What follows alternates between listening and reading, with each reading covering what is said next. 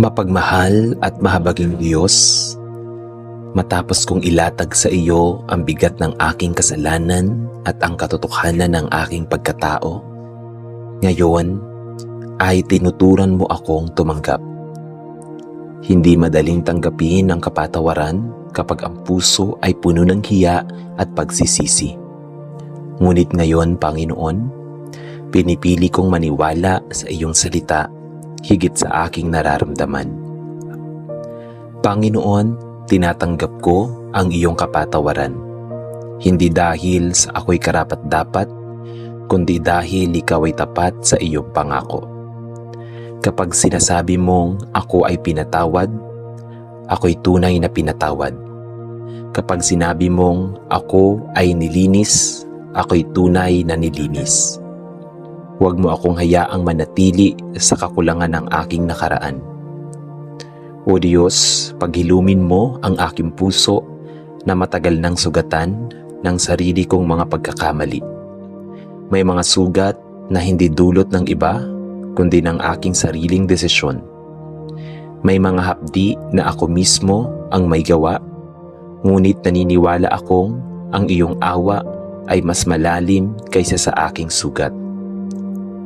Panginoon, alisin mo ang tinig ng pag-aakusa sa aking isipan.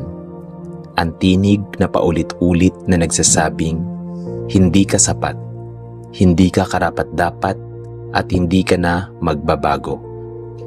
Palitan mo ang mga tinig na ito ng iyong tinig ng katotohanan, na ako ay pinatawad, minamahal, at binibigyan ng panibagong pagkakataon. O Ama, tulungan mo akong patawarin ang aking sarili. Madalas ay di ko alam at ako ay nahihirapan. Nabitawan ng galit sa sarili. Ang tanggapin na ako'y nagkamali, ngunit hindi na ako ang aking nakaraan. Turuan mo akong mahalin ang aking sarili tulad ng pagmamahal mo sa akin. May awa, may pasensya, at may pag-asa. Panginoon, habang tinatanggap ko ang iyong kapatawaran, hinihiling ko rin ang iyong paggaling. Pagalingin mo ang mga sugat ng konsensya, ang mga alaala ng pagkabigo, at ang mga bakas ng kasalanan sa aking pagkatao. Huwag mo akong linisin, baguhin mo rin ako mula sa loob palabas. O Diyos, palitan mo ang aking hiya ng dangal, ang aking takot ng tapang, at ang aking pagkabalisa ng kapayapaan.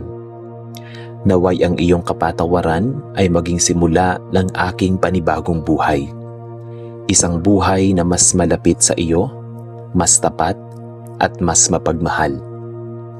Panginoon, ituro mo sa akin na ang tunay na pagsisisi ay may kasamang pagbabago.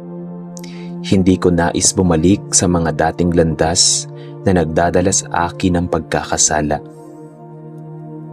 Gabayan mo ang aking mga hakbang, bigyan mo ako ng lakas upang umiwas sa tukso at ng karunungan upang piliin ang tama. Ama, sa pagtanggap ko ng iyong kapatawaran, pinipili kong maglakad sa liwanag. Hindi na ako magtatago sa dilim ng hiya at takot. Sa halip, haharapin ko ang bawat araw ng may pasasalamat, sapagkat ako'y pinatawad at pinalaya mo. Panginoon, ipaalala mo sa akin araw-araw na ang iyong awa ay bago tuwing umaga. Kapag ako'y nadapa muli, tulungan mo akong bumangon. Kapag ako'y nanghina, alalayan mo ako. At kapag ako'y nagduda sa iyong pagmamahal, yakapin mo akong muli. Sa bahaging ito ng aking panalangin, ako'y humihinga ng maluwag. Ang bigat sa aking dibdib ay unti-unting nawawala, ang kapayapaan ay dahan-dahang pumapasok, at sa gitna ng lahat ng ito, alam kong ikaw ay narito, nagpapatawad, nagmamahal, at nagpapagaling. Salamat Panginoon sa iyong walang hanggang awa. Salamat sa iyong kapatawaran na nagbibigay buhay. Salamat sa bagong simula na iyong inihahandog. Amen.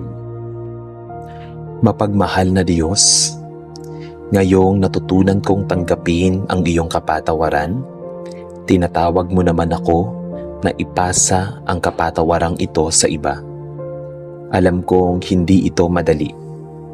Alam mong may mga sugat sa aking puso na hindi basta naghihilom at may mga alaala na masakit balikan. Ngunit lumalapit pa rin ako sa iyo.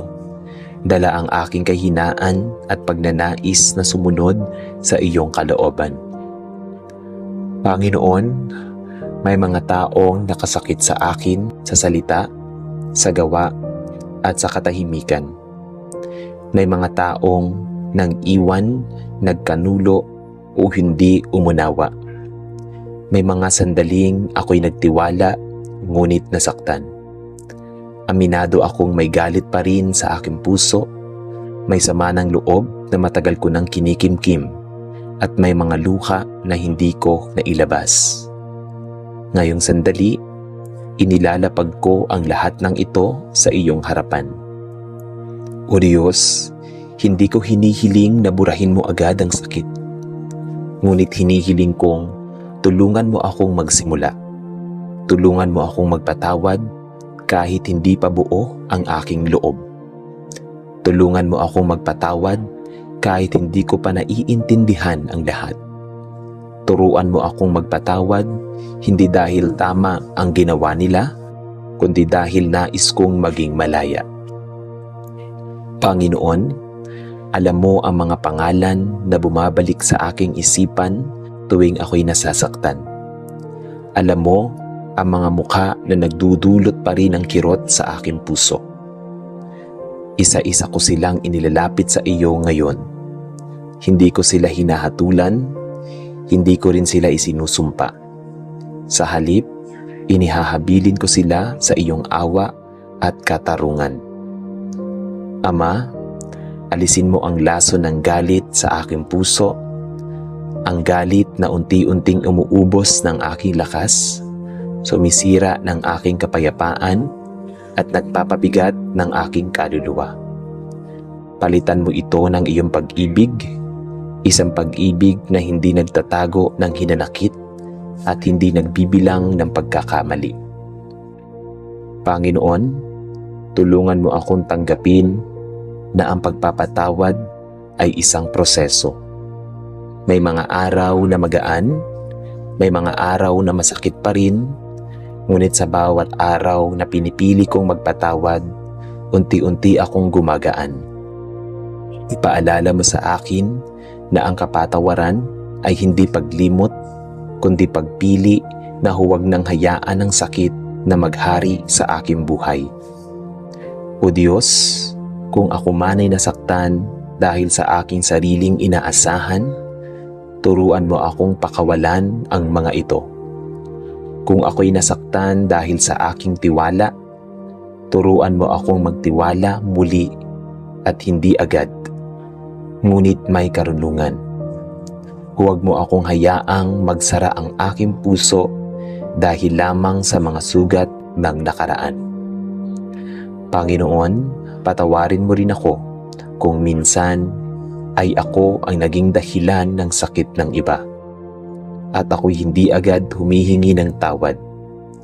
Bigyan mo ako ng pagpapakumbabang puso upang humingi ng kapatawaran kapag ako'y nagkakamali. Tulungan mo akong maging instrumento ng kapayapaan, hindi ng alitan. Ama, sa bahaging ito ng aking panalangin, pinipili kong palayain ang aking sarili mula sa bigat ng sama ng loob. Hindi ko nahahayaang hawakan ng iba at ng galit ang aking kinabukasan.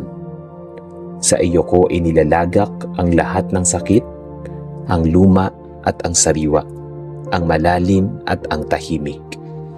Pinipili kong magpatawad kahit masakit. Pinipili kong magpalaya kahit mahirap. Pinipili kong magmahal kahit ako'y nasaktan. At sa pagpiling ito, Alam kong ikaw ang kikilos sa aking puso. Dahan-dahan, tapat, at may pag-ibig. Salamat Panginoon sa kapatawarang nagpapalaya. Salamat sa biyayang hindi nagtatapos sa akin, kundi dumadaloy sa iba. Salamat sa kapayapaang unti-unti mong ibinabalik sa aking puso. Amen. Dalangin ko po ito sa tanging pangalan ni Hesukristo, na aking Diyos, tapat at tagapagligtas. Amen. Sa ngalan ng Ama, at ng Anak, at ng Espiritu Santo. Amen.